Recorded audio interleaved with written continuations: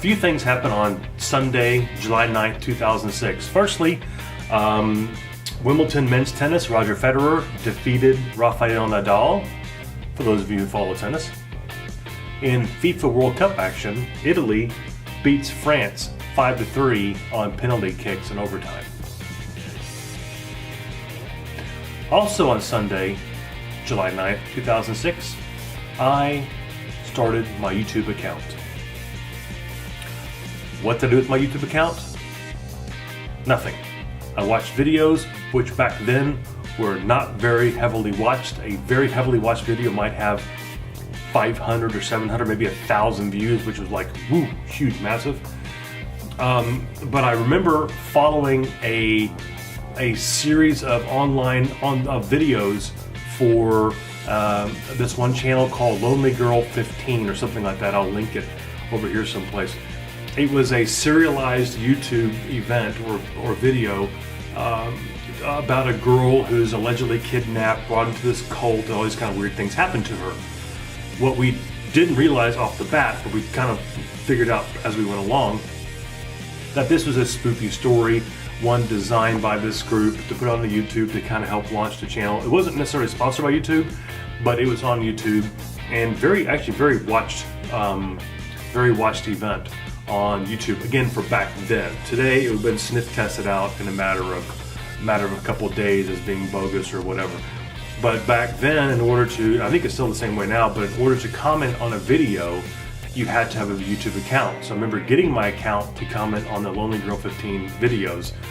One of the questions I remember asking was, what kind of camera are you using? Because back then, we had the webcams that sat on top of the computer that were those big ball-looking eye things that hooked into your machine, was very clunky, and the quality was really bad, but the quality of her videos, even by today's standards, were really quite good.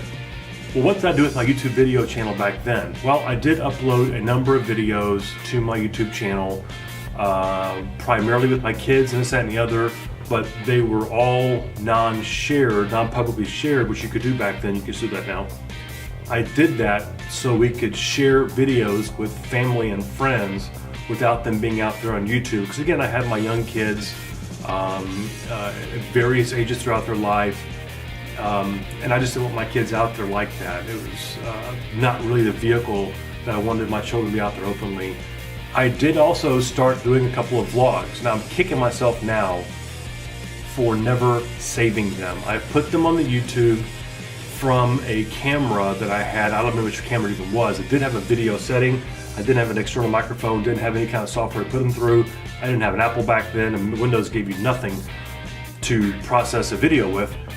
And I did a few vlogs, and they were not unlike what I'm doing right now, but they were kind of, again, being a little more kid-centric. July 9th, 2006, my younger daughter Caroline had just been born a few months earlier, so I'm sure it was all consumed with the new baby type stuff. May not have been terribly entertaining or interesting for the average person.